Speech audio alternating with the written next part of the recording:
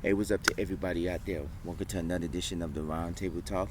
I am your host, C Money, and today we are at beautiful Coral Gate Park, which is located in the Coral Gables area. Um, as you know, like I said in previous episodes, I like to go to various parks and do episodes. They don't have to be about hot spots in South Florida, but they can be where I can do an actual topic of the day, and I want to do it at an interesting park. And I so happened to have to come around in the area, and I was like, okay, let me try this park and see how this park is.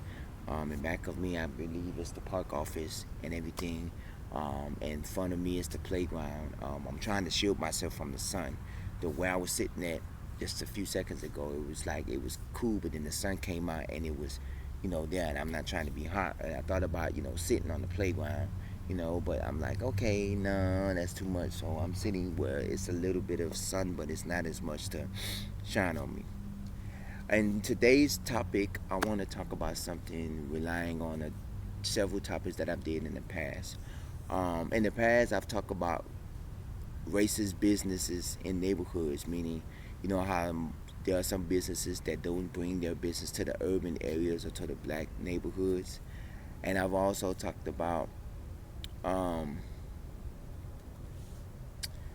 racism in America. Does racism still exist and everything?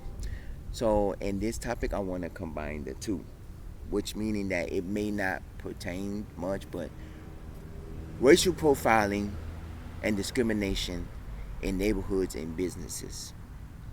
Now, what I mean by that is basically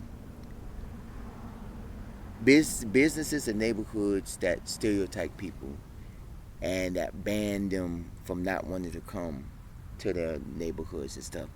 I'm saying this because as I speak right now, last night I stepped into a business, and I'm going to give you the whole scenario. I was attending an event, or attending, I was invited out with some people. I attended an event, and I was hungry, and at that present time, there was nothing in the area that was open at the present time. So I ended up finding this, you know, pizza restaurant in the area. So I said, okay, let me go inside the pizza restaurant. So I say, I'm not really wanting pizza, but I'll get pizza for right now. So I tempted myself to go to a pizza restaurant. So as I go to the pizza restaurant, I go inside, and the pizza restaurant, basically it was a Spanish restaurant. It was a Spanish, like a Spanish pizza restaurant, because everybody in there was speaking Spanish and everything. And I was like, okay, not my type of thing, but I'm gonna move over because now the sun is out and it's actually beaming. So, and it was like not my type of thing, but I was like, okay, a Spanish pizza restaurant, because there are different restaurants.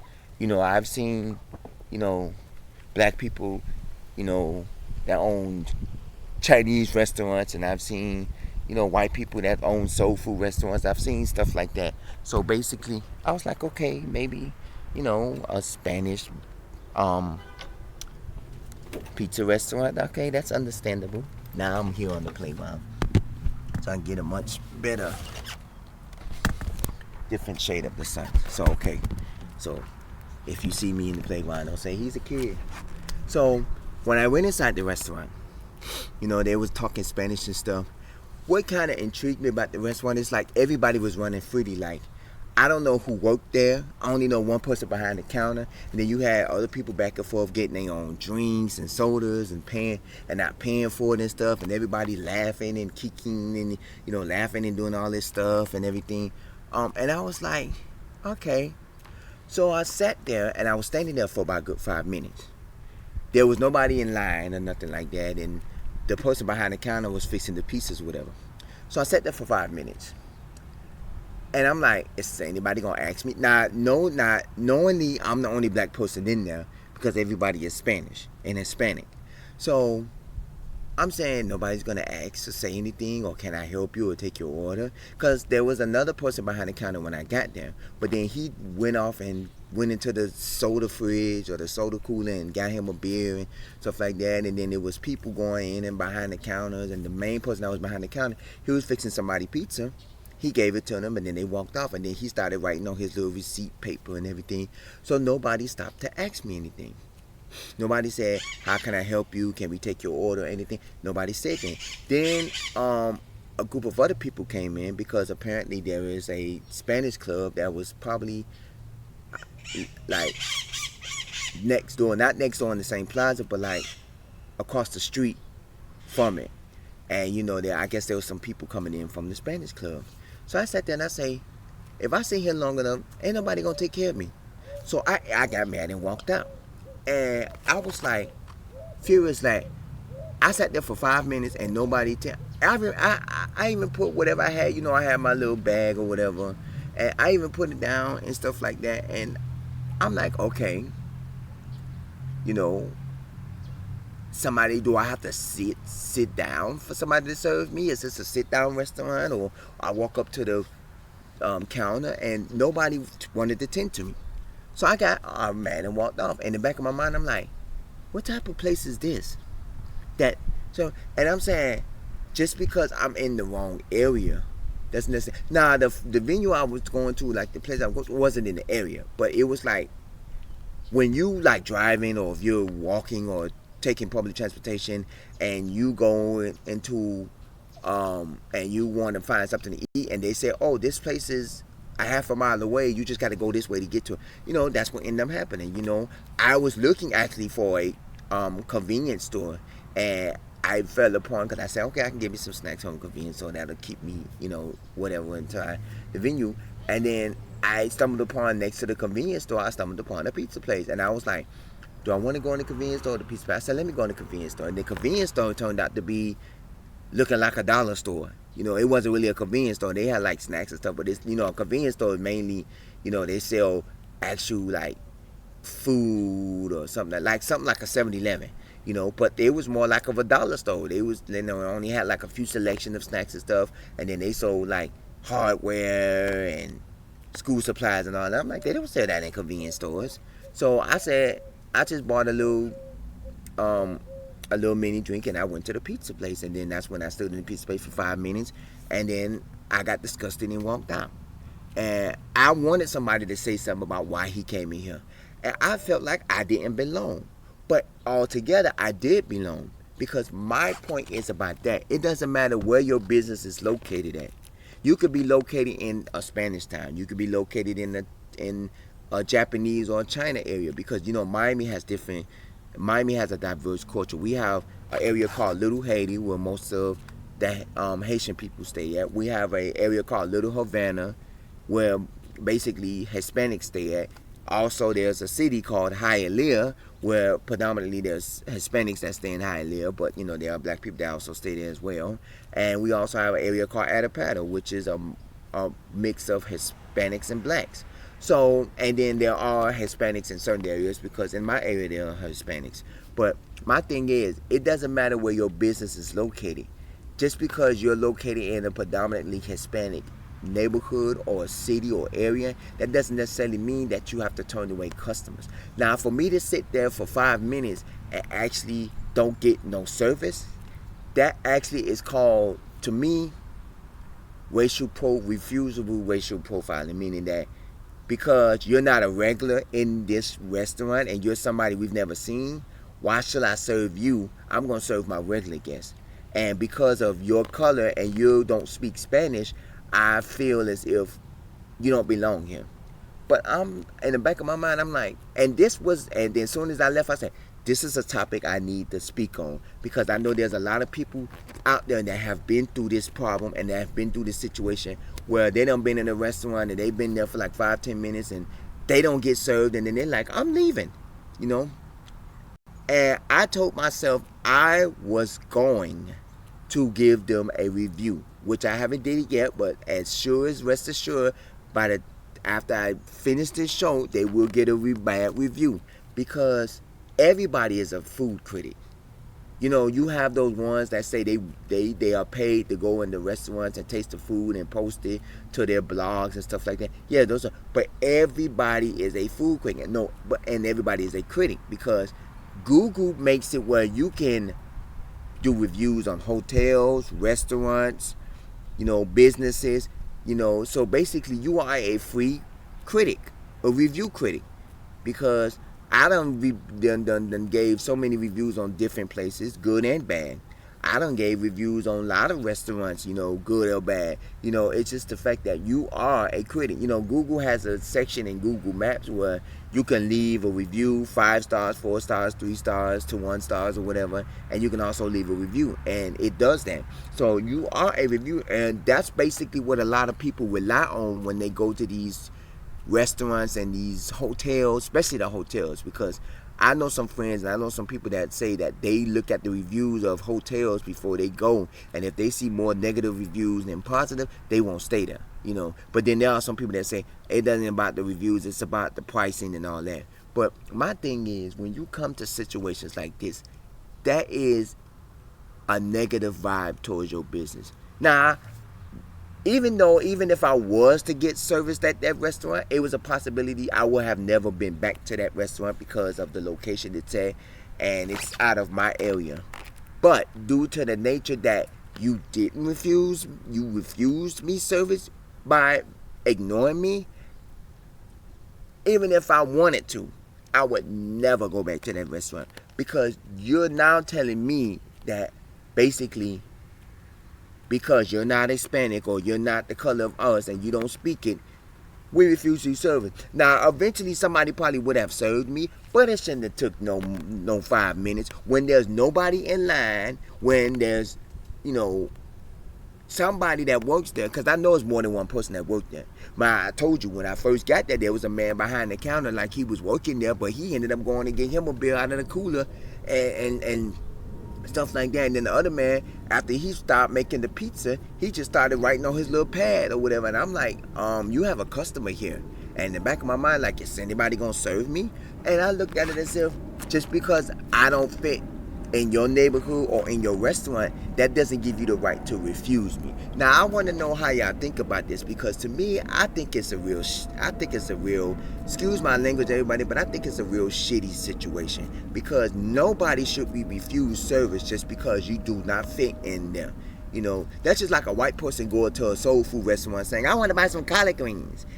They can't get refused service because they're a customer. You can't say, oh, well, you're not black, so why should I serve you collard greens? No. So, and furthermore, you're a pizza restaurant. And what is pizza category? Italian. So you're a Spanish that's selling Italian food. Don't match. Because what the Spanish people sell mostly? Cuban coffee, Cuban sandwiches, pastries, and Cuban food and Hispanic food. You're over here selling Italian food. Even though I've never seen an Italian that ran an Italian restaurant, because most Italian restaurants like Pizza Hut and, Olive Garden and all that, basically are ran by regular, probably white people or whatever, common. I don't know who, opened up Olive Garden, who ran Olive Garden, because, that's a $1 billion company. But I know majority of these pizza restaurants and stuff down here are ran by Caucasian people and different minorities other than Italians. But you're a Spanish operating business that's selling Italian products. So that's a match gone wrong. I'm not saying that it's wrong for you to do it, because there are black people that own white restaurants or own restaurants that be serving white people food and stuff. There are white people, I've seen Chinese restaurants that ain't even much owned by Chinese people, and I'm like, okay, and stuff like that. So it's like basically you're saying this, because I'm black and I'm in a Spanish restaurant, I'm not gonna serve you. Now, I don't know if that was what their idea was, but let me know if you think I should have stayed longer or you think I should have waited it out. Because after let me tell you this.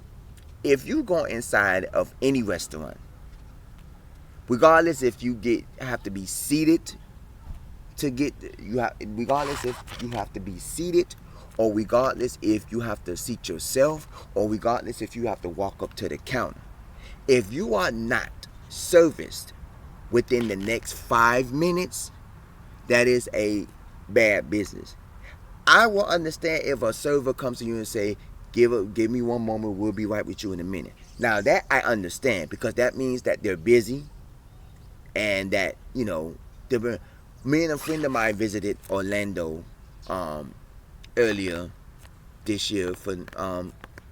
Earlier this year I visited Orlando, and we ended up at a TGI Fridays. Had one waiter, because this was in the daytime. They only had one waiter, and we understood because the waiter had to tend to everybody, even though they wasn't busy. It was only like 2 or 3 tables, and the waiter had to do, well, it was a waitress, and she had to do all, and we understood, and she got good, and she did her good service, and I look at that, I say, that's understandable, but if you go to a restaurant and within 5 minutes nobody comes to you and say, okay, hold on, give us a minute, we'll get right to you, or are you eating in, or are you taking out, or anything in general, they don't come up to you within the 5 minutes, and to me, that's bad business. Because the only exception with that is if all of the waiters and waitresses and hostesses and whoever they're working there is away tending to other customers, and they can't get to you right away because they're tending to the customers. That I would give an understanding. But if it's not as busy, or if you don't like in my situation, there was no line there. The people that were sitting there, half of them already had their food. The other ones were just hanging out in there like it was a bar. And for you to sit up here and not acknowledge that you have a customer that came in. So when the other people came in from the Spanish club, I just said, let me get up and leave, because I don't even want the food anymore. Like, I just go to a convenience store and buy me a bag of chips and eat that, which I basically did, because I felt like any other business that's over here would not get my money. So I ended up going to like a convenience store. Well, actually, I ended up at a gas station, and I didn't really want to go to a gas station because, gas station snacks and food is a little bit pricier than convenience stores and other places and stuff like that. So I really didn't want to go, but I didn't have no choice. And I done been to that gas station before because it's in, in the area that, I don't be in the area as much, but I've been to the gas station, because I've been to like shopping centers and stuff in the area. But my thing about that is, after 5 minutes, if it's not busy, and there are several people that can help you, but they are not tending to your needs after 5 minutes, you gotta go. Because that necessarily means that you're bad business.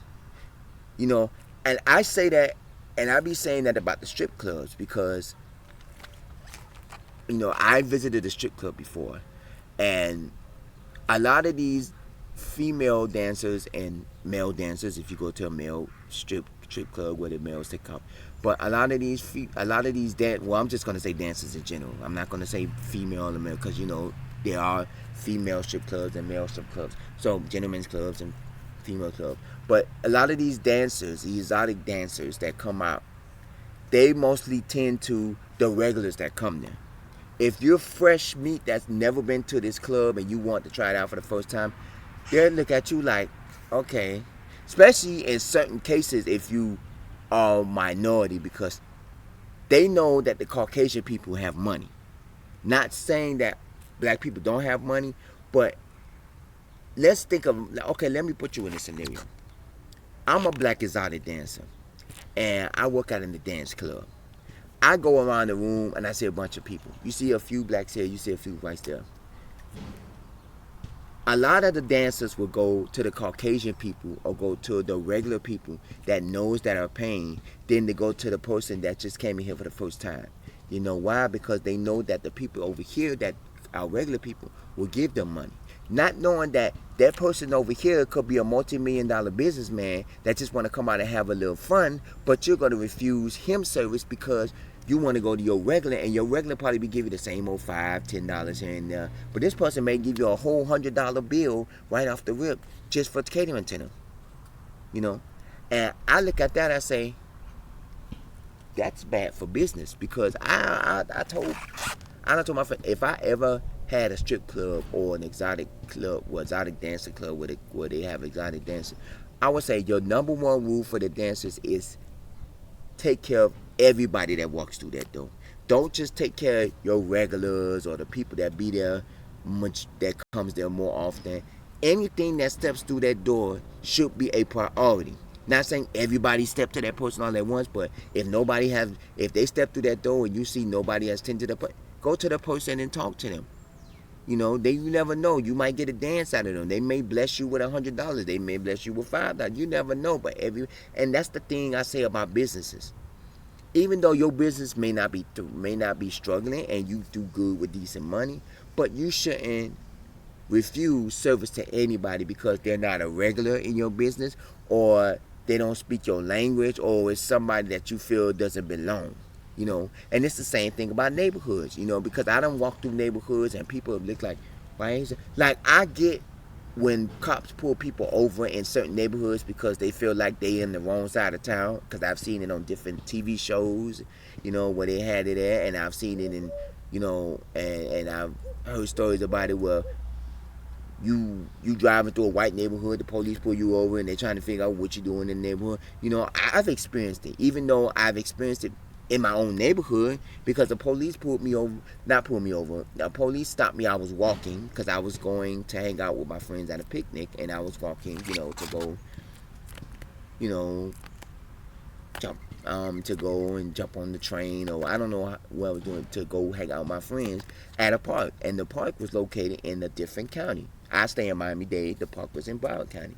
So the police stopped me a couple of blocks away from where I stayed at. The police stopped me, checked my ID, and was like, "Oh, you from this area?" "Yeah, I've never seen you out here in this area because I don't be outside." The fact that you never see me out here, that doesn't necessarily mean I don't live here. There are people out here that stay in their neighborhood and don't come out and hang out in the streets. And you see them and say, do they live here? Like, yes, they live here. They just don't come outside. And to me, I get that, because there are people that don't come out, and then you'll have somebody that stopped them. But then, and I get when policemen stop black people in certain neighborhoods, you know, they say, okay, you know, you didn't, you know, because you're in the wrong neighborhood. I mean, I don't get it, because that's kind of like racial profiling. You're just driving through the neighborhood, you know, and stuff like that. But I don't get when you go into a neighborhood and people start looking at you funny, regardless if you're going to visit somebody or if you're going to a store that's in the neighborhood that you like, and, you know, stuff like that. And people look at you like, they don't belong in this neighborhood. Like, they need to get out of this neighborhood. They could be a criminal. And that meets the same thing when I'm saying about restaurants. Like, you come in a restaurant and you're waiting there for like 5-10 minutes and nobody wants to serve y'all, and then I'm like, okay, like, and that's what happened to me. I got disgusted and I walked out. And by me walking out, I felt like that was poor business for yourself, because you could have assisted me, because whatever customers you had, you didn't have no customers waiting on food. And the customer that did wait on food, you gave them their food. Everybody else was drinking and having a good time. So you could have tended to me, or you could have said, give me one moment, I'll get you in a minute, I'm doing orders. You didn't even do that. You totally ignored me, to the fact that I got aggravated and disgusted and I walked out. Now, I want to know this. Have y'all ever experienced this before? Number one. Number two, do you think I was wrong for what I did? And do you think, number two, for walking out and being disgusted? Number three, do you think the business was right? Because I think the business was wrong. Because basically, after 5 minutes of standing there, and I see if you standing there for 5 minutes and there's a line of customers in front of you and you there, I understand that. But if it's, you're standing there for 5 minutes, there's nobody in line, there's nobody there, you know, like, you're probably basically the next person in line, but they don't want to tend to you, and they keep going this and that, this and that, this and that. And I'm sitting up here like, dude, there's nobody here. You can at least write down what I want. And even if you're making orders, write down what I want. All I wanted was a slice of pizza. How hard is that? You could have wrote it down, and then eventually you could have said, okay, I'll get to your order in a minute. I'm tending that. You didn't even say that. It's just like you totally ignored me. So I want to know what y'all feel about this. Do you think that I was wrong? Do you think that the business was wrong? Do you think, you know what I'm saying, that I should have waited longer? How you feel about this? Have you ever experienced this where, you know, to me, I wouldn't say it's racial profiling. I would say a bad seed, a bad apple, and a bunch of seed, and a bad apple and a bunch of apples, or a bad onion and a bunch of onions, meaning that somebody that stands out that don't belong. And I'm not saying that you don't belong, because you have to realize something. It doesn't matter what business, and I told you earlier in this show, it doesn't matter what business you own and where your location of your business is. You're supposed to welcome everybody in your business. Even if you just speak Spanish, I'm quite sure you can understand, I want that. Uno. You know, I don't speak fluid Spanish, but I know a little bit of Spanish. I know yo quiero Taco Bell, and, you know, uno, dos, tres, cuatro, cinco, seis, and papel, and perro, and some of the dirty words that I'm not going to say on that. I know a little bit of Spanish. I've worked around Spanish people. I work around Spanish people now, so I've learned little, you know, Spanish words. So it's not like I don't know. I may not know the heavy words, and I may not can have a conversation. I know yo quiero ir al baño, because I learned that in elementary, which is I want to go to the bathroom. And of course, everybody learned yo quiero Taco Bell from the yo quiero Taco Bell dog, which is I want Taco Bell, you know. But it's just the fact that the way you run your business is basically garbage, depending on how you running your business. You're running your business to the point where people get disgusted because of what you're doing. You know, you're ignoring your customers to the point that you're losing customers. You know, I'm quite sure I wasn't the only minority person that stepped into that place. I'm quite sure I wasn't the only black person that stepped into that place. I'm quite sure Chinese and Caucasian people that stepped into that place. But since I'm the wrong color, they just totally ignored me. Now, I'm not saying they ignored me because I was black. I'm not saying they ignored me because I don't speak Spanish. I don't know what it was. But all I'm saying was, it's basically looking like I was refused service at all because I was the bad cookie in the wrong area. You know, and it doesn't matter if it says, okay, you know, because I was black, and I'm not saying it was because I was black, or I'm not saying it's because, you know, I don't speak Spanish. I'm just saying I was refused service in general, you know. And I don't know what the purpose of that was, because after 5 minutes of being there, somebody should have said something. And then when other people started showing up, I just said, if they served them before, in the back of my mind, I'm like, if they served them before me, I would leave. And I'm quite sure they would have served them before me, and I would have been disgusted, and it really would have been a problem. Now, if I would have been a real mean person, I would have called the Better Business Brew, or I would have said something. But I'm just going to leave a slightly dishonest comment. I'm not going to be mean or messy or nasty, but I'm going to leave a negative comment on, if I can find them on Google, and I'm going to leave them a negative comment and state that this place is kind of racist. I stood there for 5 minutes, nobody was in line, and nobody wanted to serve me, and everybody ignored me like I didn't exist, to the point where I got aggravated and walked out. And I want the owners to contact me on Google, because I would tell them, hey, you have a nasty business. Because I'm not Spanish and I don't live in the neighborhood, you refuse me service. And that's basically what I feel, because I didn't speak in Espanol, because I didn't fit the description of what is in the neighborhood. You know, you refuse me service, you know, and I find that a bit racist, but it's not racist to the point where, because, you know, it's just that it's like you ignored me. I want to know how you feel about this. Email me roundtable00@yahoo.com. You can also comment at the bottom of this page. in the comment section. Don't forget to click like and subscribe to our YouTube channel, and don't forget to check out our previous videos. Don't forget to check us out in hotspots in South Florida and history in South Florida. This is a topic that got me fired up to the point where I just, like, I'm disgusted by a lot of these mom and pop businesses that does businesses and how they can stand here and be in business for so long, because you get the support of your people, but you don't get the support of others.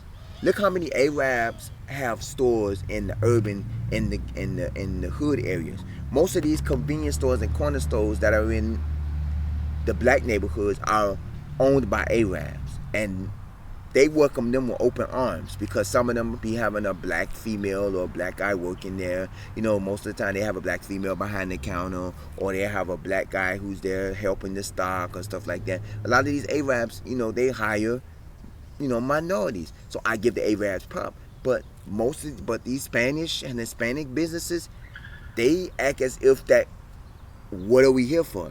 And I want to say, because we're here to make a purchase. And you seem as if just because I don't speak Espanol or I'm not something that fits in the crowd, you want to refuse me service. And I mean, I can't say that's what the scenario is, but I got that vibe from it last night. And that vibe was really a negative vibe. And to me, I felt like that shouldn't have been something that should be done, that should have done. Because I had a music store at one point. I have I work, but I also have a side business that I do. And one of my side businesses was a music store. And I told you, I don't know if I told you this a while back, I did have a music store. It is now closed because, as you know, music stores are basically a thing of the past because now music is online. You got Pandora and SiriusXM and YouTube Music and all these, streaming music apps, to the point where nobody goes to music stores and buys CDs and DVDs and all this stuff. They stream it online. They stream it on these music apps. They stream and everything. So, at the kind in music store, there are music stores that still exist because there's one here in South Florida in Coral Springs. But it's like, when I had my store, I wanted everybody to come, even though I catered to more of an urban side because all the music that I had was R&B and black music. It was like an urban music store. But I catered to everybody. I'm not going to refuse nobody's service. If you want to come in here and listen to a Busta Rhymes CD and you Hispanic, hey, who am I to stop you? You might like Busta Rhymes. But my thing about it is, don't refuse somebody's service or ignore their presence in your store because you don't feel that they fit. And that's what I think about it.